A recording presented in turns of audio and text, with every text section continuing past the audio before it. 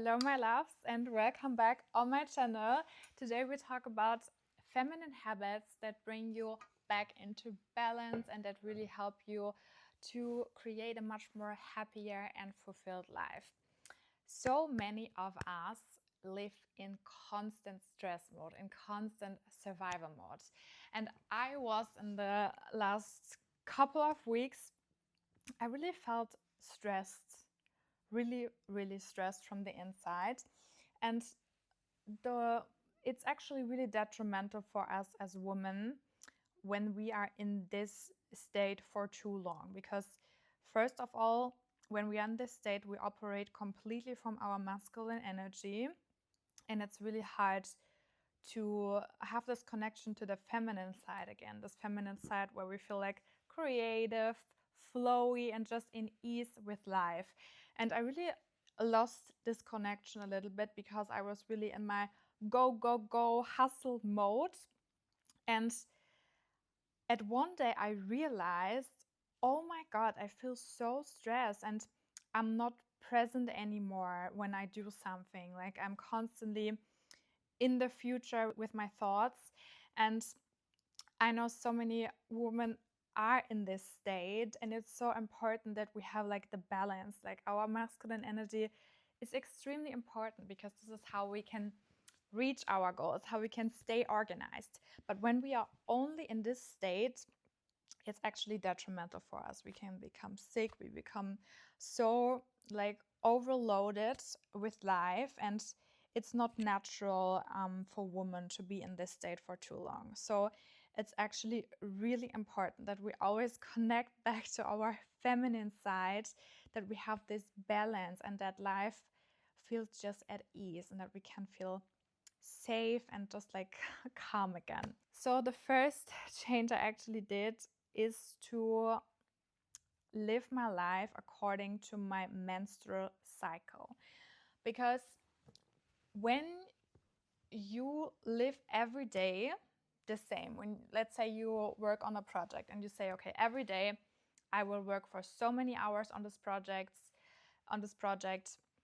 then I go to the gym on those days, and you really plan like every week would be the same. This is really a masculine way of achieving things, because men, they have kind of like the same energy every single day and they can plan their days like that. But we as women, we work really different. We have phases where we have high energy, and we have also phases where we have low energy and where our body is asking us to rest. But the more we actually push against it and try to always go and hustle and do all of that, even though our body is asking us to rest, it's so detrimental, because this is exactly what brings us into this survival stress mode where our cortisol is just really high and everything feels heavy. So what I do now is, like, on my menstruation and on the week before my period, I know I have lower energy levels. So that means, first of all, my workouts. I don't do crazy HIIT workouts, hard strength training on these days, because first of all, I don't have so much power also in my muscles. I feel I'm a little bit weaker on these days. And it's just not good, because my body needs more energy during this time. So why should I push against it and really don't listen to my body? So now on these days, I do more yoga, I do more Pilates. I feel like Pilates is also so great, like really this low impact exercises. I go for long walks. It really is amazing. And also I plan my tasks, like tasks where I need to concentrate, tasks where I really need a lot of mental clarity. I plan them now in my ovulation phase and in my follicular phase.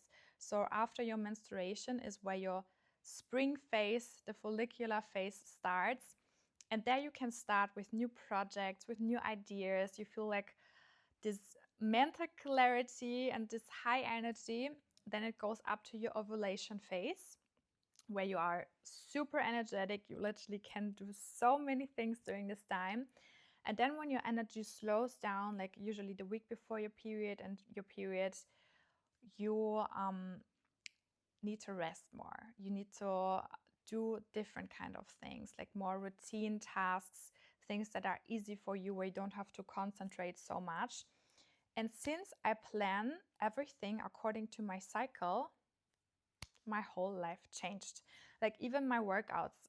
I know when I have this high energy phases, I do the HIIT workouts, I do the um, strength training, all of that.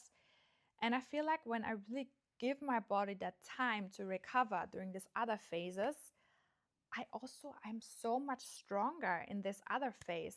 And I really go with the rhythm of my cycle, and my energy levels are just so much higher. I feel so much more aligned and so much more at peace with my life. It's really amazing. So this is my first tip.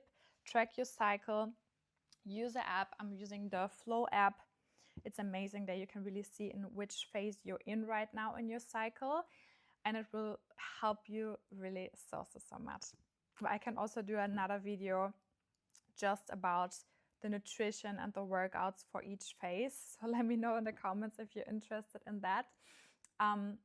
So the second thing that I changed is to have slow mornings, because when we wake up in the morning and the first thing that we do is to look on our phone, to look at our to-do list, to scroll on social media, this is literally the worst thing that we can do in the morning, because this puts us directly in this stress mode and in this survival mode. It spikes our cortisol, and we as women, we need slow mornings. And I know now some people will say, but I don't have so much time in the mornings. How should I do it? You don't need so much time. Even if you can wake up 10 to 15 minutes earlier and make a small little morning routine, oh my God, it will change everything. Because after sleeping, our energy is really calm, our energy is really like peaceful. And if the first thing that we do is to interrupt this state with social media or things like that, it's really so detrimental, and it's really the energy that carries throughout the whole day.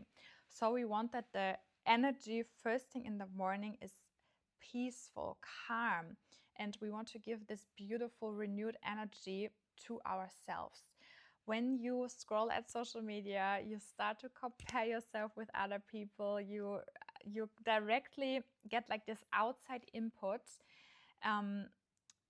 Your thoughts are directly far away from you. But it's so important that we nourish ourselves in the morning, that we center ourselves in the morning, that we maybe do a 5 to 10 minute guided meditation, that we do some journaling, like whatever it is, some breaths on your balcony. But do some sort of mindfulness practice in the morning that really calms you and connects you with yourself, because how we start the mornings really sets the tone for the rest of our day. And since I wake up in peace and like focus on my vision, like do a visualization of my dream life, like maybe I write down things that I'm grateful for. Since I do this small little mindfulness practices in the morning and nourish myself, it changed everything, because I'm just so much more centered and so much more peaceful. And then when the day starts, I feel like so much more in my power, and whatever comes to me cannot stress me anymore so much, because I'm centered already, because I did that in the morning and I can always connect back to this centered energy. Another thing that also helped me so much to get out of the survival stress state and to tap more into my feminine energy is to plan things that I can look forward to. Because we can become so stuck in our routine, so stuck in our life. And I love my routine. Like, don't get me wrong, I love my healthy routine. But when you're so focused on that and don't create space to also break your routine once in a while, that's also not healthy. So especially now where the winter has started, where it gets more dark outside, more cold, we don't have so many things anymore that we can look forward to. Like in summer, we have constantly things planned, dinners here, we go outside a lot. But now where it's a little bit more quiet and dark, it's so easy to get lost in this routine. And so I think it's so powerful that we consciously plan little things that we can look forward to. For example, I love to book my Pilates classes. I love to plan dinners with my best friends, or where we just cook at home, bake some banana bread, things like that. It doesn't have to be like huge plans, but just do like the small little things that you can look forward to. Even when you meet your mom for a walk, for a matcha date, little things like that, they can really spice up our routine a little bit and brings us back like this feeling of happiness and connection, because we actually have something that we can look forward to. So really let yourself break the rules sometimes and be flexible, be spontaneous sometimes, because this also helps you to be more in your feminine, because the feminine is really flowy and spontaneous and not so structured and organized. And I know it's hard sometimes, but that's why it's so beautiful that we consciously create these moments to look forward to. And my last tip that really created so much more happiness and flow into my life is to have purpose in life. And what do I mean by this? Because many of us always think that purpose has to be your career, but this is not true. Purpose just means the things that bring you joy in life.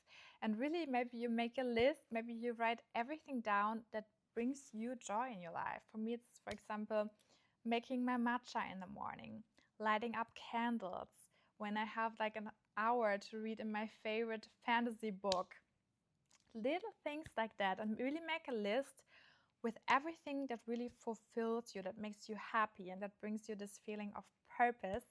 And then I want you to do more of these things. Plan these things into your everyday life so that your life feels more meaningful. Because when we are so much in our routine and never take like this time for joy and for happiness, this is again also not this balance that we want to create. And the more you can create this balance and include these things that really fulfill you, that make your heart shine, this will bring you in your feminine energy. And this is actually a very nice way to balance your life, to balance your structure with some time for yourself, with some time for happiness and this joy moments. Thank you so much for watching. I hope I could help you and inspire you a little bit. If you have any questions, please let me know in the comments, and it would really help me out if you could follow my channel and also leave me a like.